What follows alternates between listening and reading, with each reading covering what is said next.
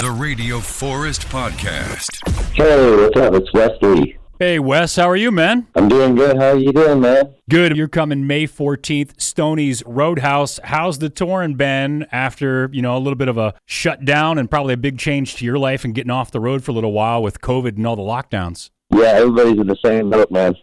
No, how is it being back on the road? I mean, after that time off? It's, get a refresh and, build your core back up. So, physically awesome. Hey, I wanted to talk a little bit about your illustrious soccer career.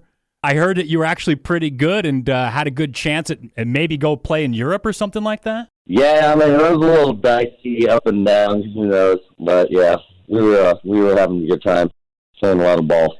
Was that in Kansas City that? Was that like AYSO? Was that youth? Was that like traveling team? What happened? Nah, it's Soccer Dome, man. Soccer Dome, KC, PD, man. Awesome. Yeah, I actually tried out for the Kansas City Wizards when I lived in Kansas years and years ago. Of course, sporting Kansas City now. Yeah.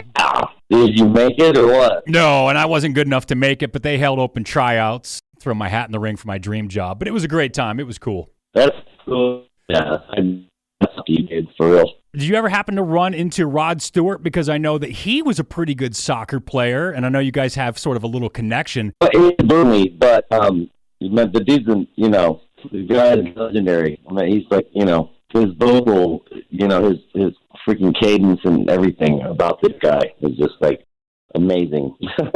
You say you did or you did not cross paths? I have never really crossed paths with Rod, but I respect him and I love him and he inspired me, and it's hey, I'm not the only one, Yeah, I guess he could have been like a professional soccer player or a singer, and he had said, hey, I can't drink and smoke and play soccer, so I'm going to be a singer. Well, my hat's off to him too, man. You got your new album, Welcome to Galvania, out now. I think a couple of the songs were co-written. How many other people did you work with on this album, or are these all Wes originals? No, collaboration with many different writers. It's cool. I love it right now. So you're cutting out a lot. I get like every third word. You said there's quite a bit of collaboration on the album. Yeah. It's really good to actually work with different writers and stuff, You can all bounce each other's ideas off each other and stuff. It's really cool, actually. You've worked with other songwriters before. I know back in the album Famous, you worked with the guys from Eve 6. Did you work with those guys, or did they just submit a song to you and then you recorded it? No, they were in the studio. I was doing like 4 songs, like simultaneously over a course of like 2 weeks. So they came in there like, and said like, hey, man, sing this. So, they, constructed me to sing it exactly the way that, they had written it. So, yeah, but it's just a song, really cool. Have you talked to them since after the album was released? Because I know it was on the radio, and I think it did pretty good in New Zealand. Did you guys ever touch base after the song had already been out? Yeah, I ran into them in the airports and everything, man. And, we're all just like, sitting pretty and, we're just happy with the outcome of the entire song. We were all like, we were stoked that it's been like this absorbed. And what was it like pulling in Josh Freese on the album Come Clean? I mean, that dude's worked with everybody from Guns N' Roses and The Offspring. He's done it all. Well, Josh Freese is a masterpiece. There's no percussionist that can even get near him. Yeah, he's an incredibly freaking amazing dude, man. Do you give people feedback, since it is your band? If you've got someone like Josh Freese on drums, are they playing what you write, or are you sort of like, hey, give me some drums for this song? Yeah, that sounds good. Or if you're like, dude, whatever Josh Freese comes with, that's what we're going with? Yeah, exactly. Whatever Josh, brings, you might as well just get down on your knees and just go, hallelujah. I think you're a little underrated. I think people tend to forget there's not a lot of frontmen that also are writing and playing guitar.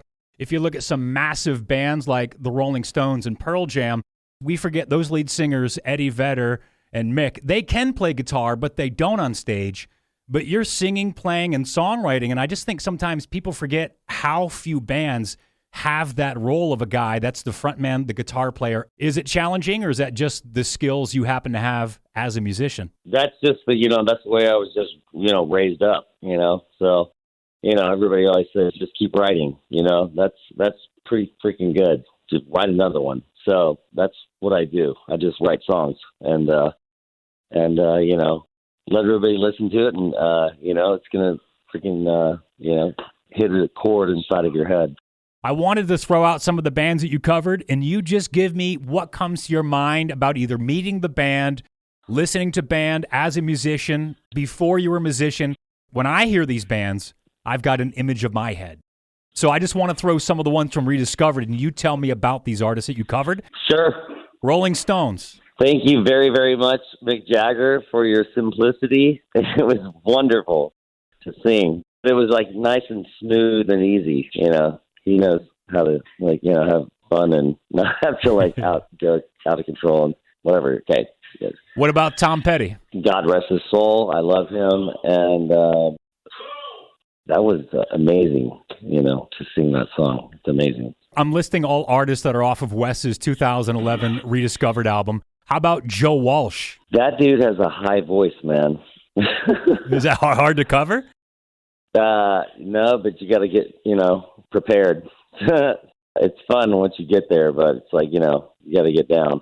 So what about AC/DC then? Is that kind of along the same lines with getting that voice? It's, everybody's got their own, voice style, and I appreciate every one of them, and I've learned so much from all of them. If I can even get there, it's fun.